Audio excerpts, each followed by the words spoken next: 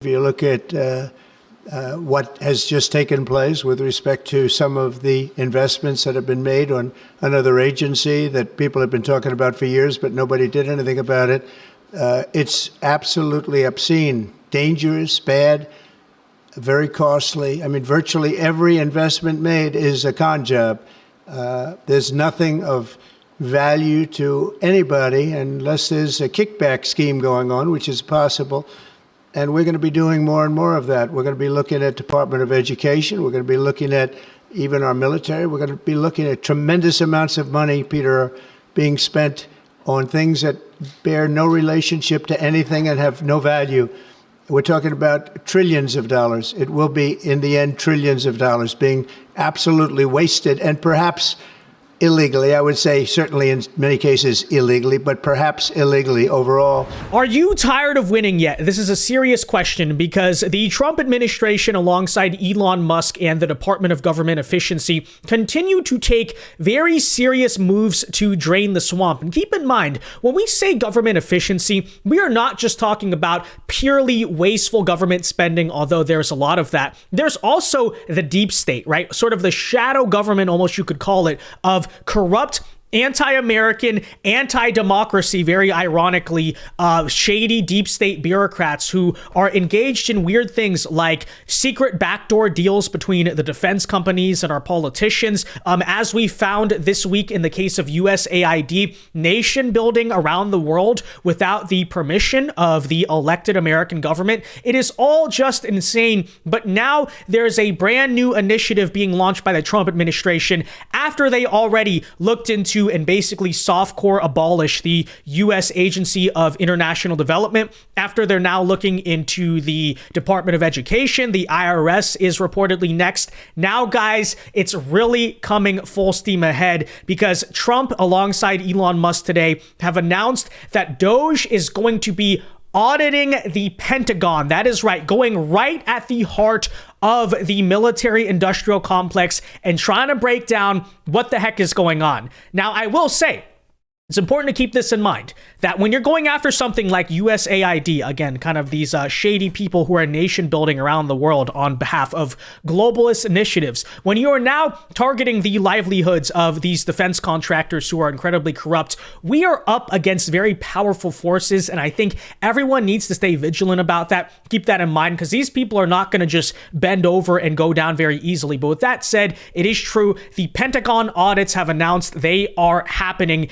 and guys, on top of that, this comes on the same exact day that Trump has revoked the security clearance of Joe Biden. So essentially, what he's doing here is saying to Joe, look, go in timeout, you're out of here, get out, and then we're going to go and investigate your mess. Now, I don't know if it's a coincidence that this was announced on the same exact day that Trump starts his audit of the Pentagon, but nonetheless, right, it is kind of fitting. I think it is kind of poetic, and we'll give you these two full stories here today that in some ways are interconnected, because again, we're sort of uncovering the page of the mess that was left by the Biden administration. Although, in total fairness, the corruption in the Pentagon is much older, in fact, decades older than Joe Biden himself. But guys, if you're enjoying the content, please do us a big favor. Make sure that you hit that like button down below and subscribe if you are new. You subscribing is the number one way to ensure that we can keep doing these videos. And moving on right here, okay, let's just get right into it. Here is Trump announcing today that Elon Musk has been directed indeed to audit the U.S. Pentagon. Quickly, to follow up on what Peter was asking, have you directed Elon Musk to review Pentagon spending, given it's the biggest discretionary spending in the federal budget? Yes, I have. Pentagon, education, just about everything. We're going to go through everything, just as it was so bad with what we just went through with this horrible situation we just went through. And I guess 97% of the people have been dismissed. It was very, very unfortunate. You're not going to find anything like that, but you're going to find a lot. And I've instructed him to go check out education, to check out the Pentagon, which is the military. And, sadly, you'll find some things that are pretty bad. But I don't think proportionally you're going to see anything like we just saw. My gosh, we really never thought we'd see the day, that the Pentagon is held accountable. Again, Trump is really ruffling some feathers here, some good feathers, but nonetheless, okay, the military-industrial complex is not going to be very happy about this. There is a reason, frankly, why they coalesced so hard around Kamala Harris in the 2024 campaign, why you had the Cheney family openly out there campaigning for Harris, and the Democrats were saying, this is so amazing. It's like, no, you know what this is about? That guy was the person, arguably, who pushed Bush to go into Iraq, and then his former quote-unquote company, Halliburton, made a lot of money off of the profits of rebuilding Iraq, and that's exactly what is going on in the Pentagon. There is this revolving door, this has been talked about extensively, between people go work in the military, okay? They go work in the Pentagon, they're in the upper brass of the U.S. military. The moment they leave, resign, or retire, they immediately go work for the defense contractors, the private defense industry, and then you wonder why there's so much money moving back and forth between the government and the military-industrial complex, as we call it. That's exactly what's going on. There is massive corruption here, and by the way, here was Pete Hegseth explaining today the details of this Pentagon audit and what is about to happen. That includes a Pentagon audit, which, to the Marines out there, y'all got to figure it out, and we appreciate that. Lean and mean. We are going to focus heavily to ensure that at a bare minimum, by the end of 4 years, the Pentagon passes a clean audit. The American taxpayers deserve that. They deserve to know where their $850 billion go, how it's spent, and make sure it's spent wisely. It used to be that if you called for an audit, somehow you were undermining the department. I believe the exact opposite. I believe we are accountable for every dollar we spend, and every dollar of waste we find or redundancy is a dollar we can invest somewhere else, as President Trump has committed directly to rebuilding our nation's military.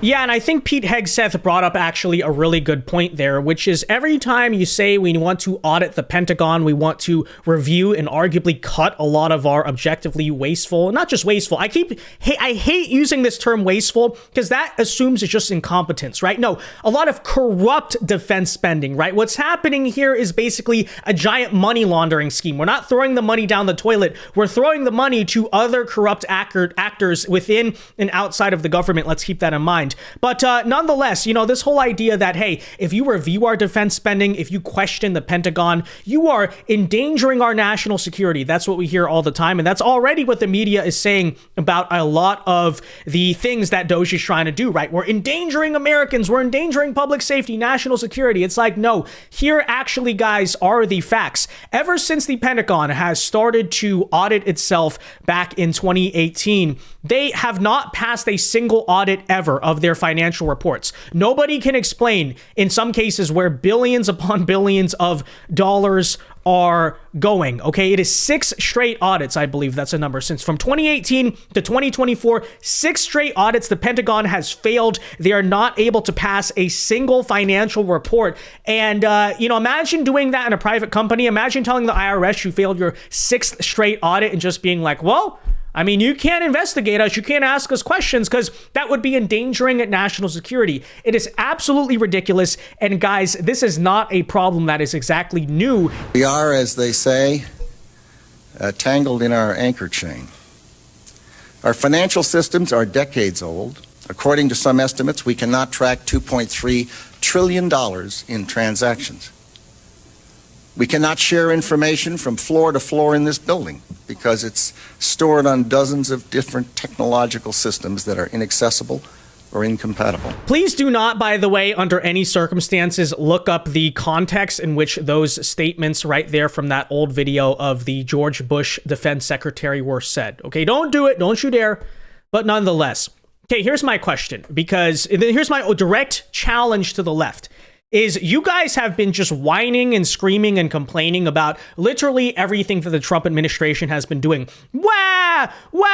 We're not going to get DEI programs in Serbia anymore. Wah! Right? Everything. You guys are protesting. You guys are just being really annoying and clownish and ridiculous. But on this question of auditing the Pentagon, this is going to be a real litmus test, frankly, for you guys, because I want to point that out. This has been a left-wing cause, actually, for a very long time. That spans back decades and especially was a big thing under the Bush administration, right? This was the talking point of the left, which is America spends too much on defense. There's a lot of corruption going on in the Pentagon. The military industrial complex, as much as I say that and absolutely believe that it is a real thing, in fact, I know that it is a real thing, that is historically a term and a talking point that was brought up by liberals, right? Think about Michael Moore, for instance, back in 2004, talking about the Iraq War, etc. So here's my question.